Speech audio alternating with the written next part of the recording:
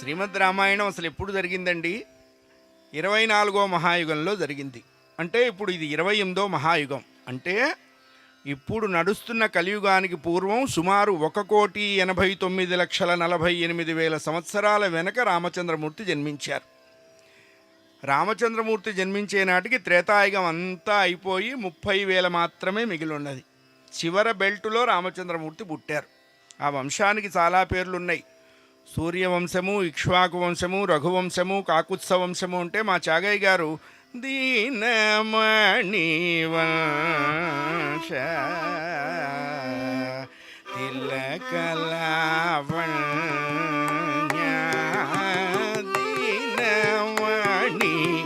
దినమణి వంశ తిలక అన్నారు. ఎక్కడి నుంచి వచ్చింది రామవంశం అంటే మహావిష్ణువుతోనే ప్రారంభమైంది.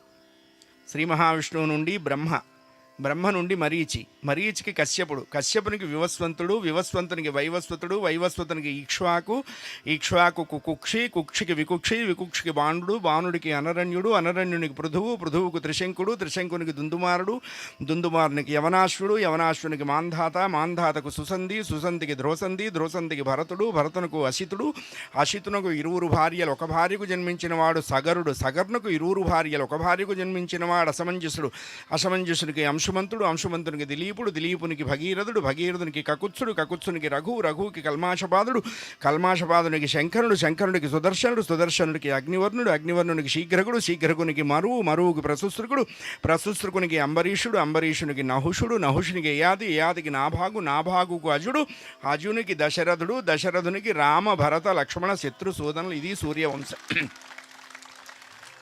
వాళ్ళ పుణ్యం అంతా పండి ఆ పంట దశరథుడి కాలంలో చేతికొచ్చిందంతే. విత్తనం పెట్టేవాడొకడు, వింద ఆరగించేవాడొకడు. అయ్యా 60,000 సంవత్సరాలు రాజ్యం చేశాడు. చాలా లెంతీ లైఫ్ ఉండేది ఆ రోజుల్లో. కృతయుగంలో తపస్సు చేసి తరించారు, త్రేతాయుగంలో యజ్ఞయాగాదులు చేసి తరించారు, ద్వాపరంలో దాన ధర్మాలు చేసి తరించారు, కలియుగంలో అవి ఏమన్నా ఉన్నాయా అన్నవాణ్ణి తరింపజేసి తరిస్తున్నారు.